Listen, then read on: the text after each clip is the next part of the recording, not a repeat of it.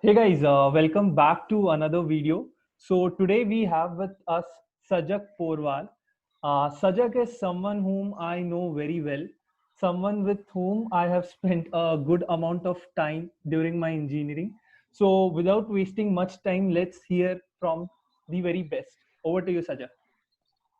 Yeah, sure. So let me just introduce myself. My name is Sajak Potwal. I am currently a Master's of Computer Science student here at Northeastern University, and I did my undergrad from BMS College of Engineering in Information Science.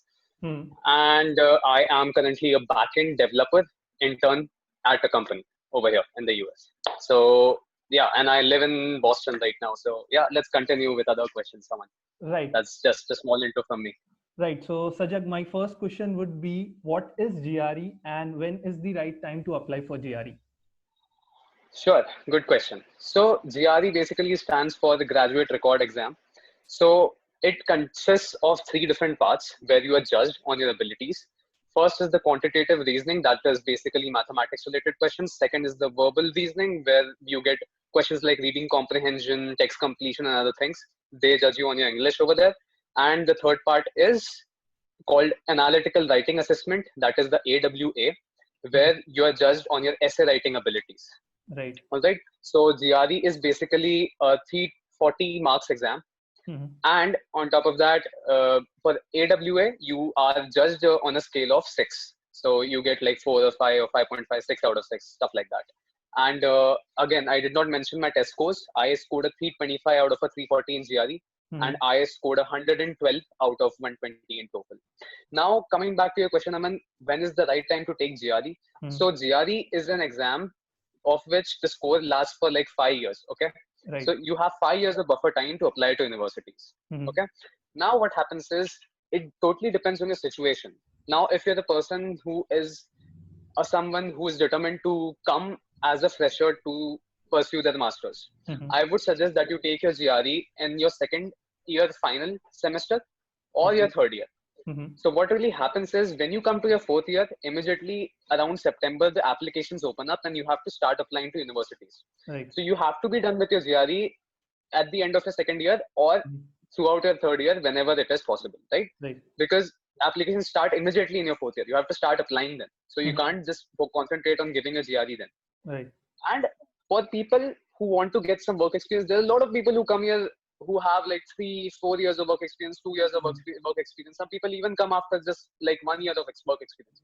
Work experience matters a lot over here and definitely elevates your profile and keeps you in a position much higher than your peers. All right. Right. Now, what happens is if you're a person who wants to pursue some work experience before coming over here, Hmm. then the right thing for you to do would be take up your GRE in your final year. That is your Right. fourth year of engineering. Right. Now, what happens is if you take it in your final year, you still have 5 years Hmm. to apply to universities. Now, Correct. if you decide to have, let's say, get a work ex of like 3 years, Hmm. then you have a buffer time of 5 years from then. And on top of that, I would not recommend giving a GRE before that. Another reason for that is you are basically concentrating on your career right now. You're concentrating on your college placements. Right. So you should definitely go and sit for your placements before that. So Hmm. till third year, I would suggest that you keep on studying for your placements, get a good Hmm. placements. After that, take a month's break, Hmm. relax, chill a little bit, and Hmm. then start your preparation for GRE, which could be easily done in like 4 to 5 months. And you can get a good score then also. Right. Sajak. So my next question would be, Sajak, what role does CGPA play during the application process? All right. So CGPA actually matters a lot. A lot of people neglect it in engineering colleges. What people generally say to you is like, you don't need a high CGPA. Enjoy, relax a little bit. Right. That CGPA does not matter. It does matter. Okay. Right. There are a lot of universities that if you get a 9 pointer in your undergrad, you will eventually get an admit for them, no matter even if your GRE score is on the lower side.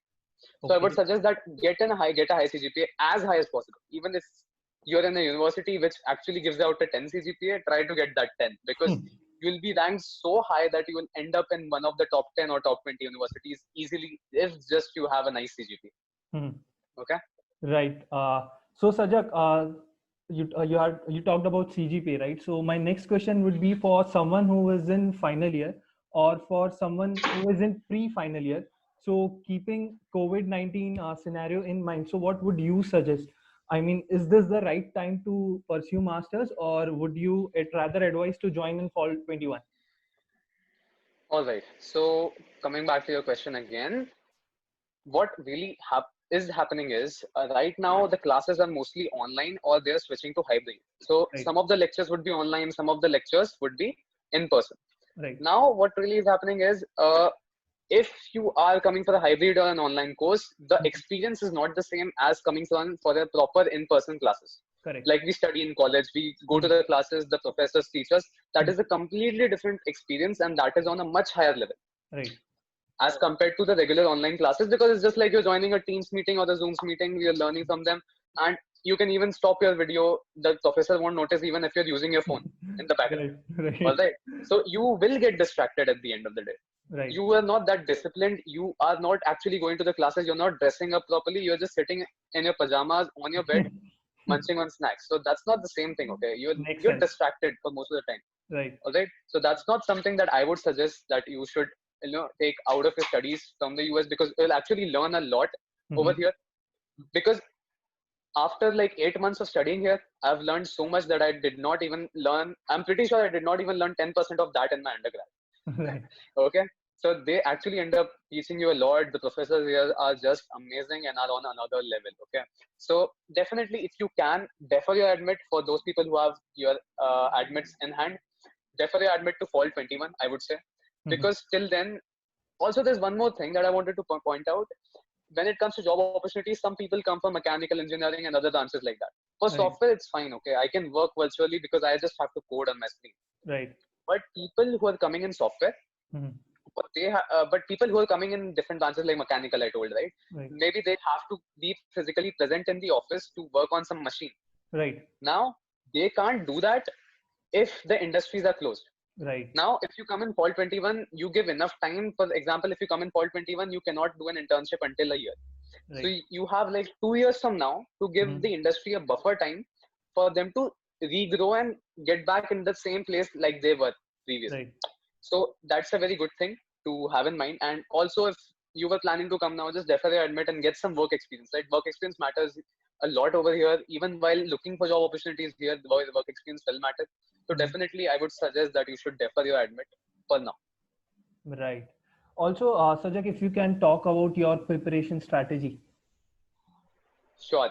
Preparation strategy for GRE? Yeah. All right. Yeah. So GRE is an exam which is completely different from how we were supposed to, how we cracked engineering, right? It was physics, chemistry, maths, and stuff like that. So what you really have to do is focus a lot on vocabulary. For example, there's a lot of words that are used over here in the exam, like exacerbate and stuff like that. We do not use those words in normal conversations. Right. And they would end up using and asking them to you in the exam. So you have to be prepared for that. All right.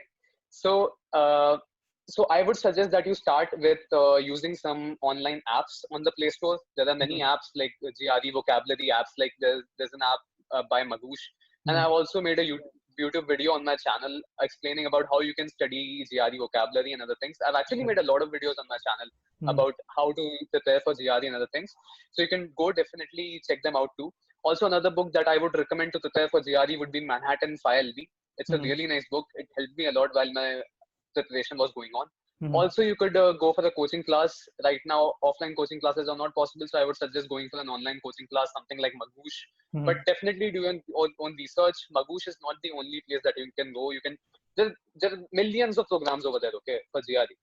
Definitely go read the reviews. Ask some seniors who have already done those programs. See which one suits you the best, and then definitely go for that. I'm not a proponent of Magoosh, definitely. So I would say just have a unbiased mind and definitely go for that. For example, I went to an offline coaching. I do not really like online courses that much. So that's just my perspective. Again, so yeah, if you want some more help with your GRE preparation, you can definitely come here and check out my channel too. My channel is named Sajak Porwal, and I make videos regarding GRE preparation and also related to your master's study over here in the US. So you can go definitely and check it out. Guys, one thing I would like to add is Sajak runs a channel which has close to 8K subscribers, if I'm not wrong. Yes, 8,000 subscribers around. Right. So I feel definitely if you are an aspirant of GRE, then I think I personally know him. So yeah, definitely you should have a go to his channel. Definitely. Sure. Thank you. Thank you so much for having me over here, Aman. Do you have Yeah. any other questions for me No, I that you would think like to that's meet on? done. And if you want to reach out, Sajak, we'll just drop the link in our description as well, and you can definitely follow him. Yeah, sure. You can add my Instagram and LinkedIn that people can reach out to me. I'll Sure. definitely try to reply to you Yeah, sure. as much as So, possible. yeah. So thanks, Sajak. I hope you had a great time with us. Absolutely. Thank you so much, Aman, for having me over here. I had a great time talking to you, and we'll see you soon. Yeah. Bye.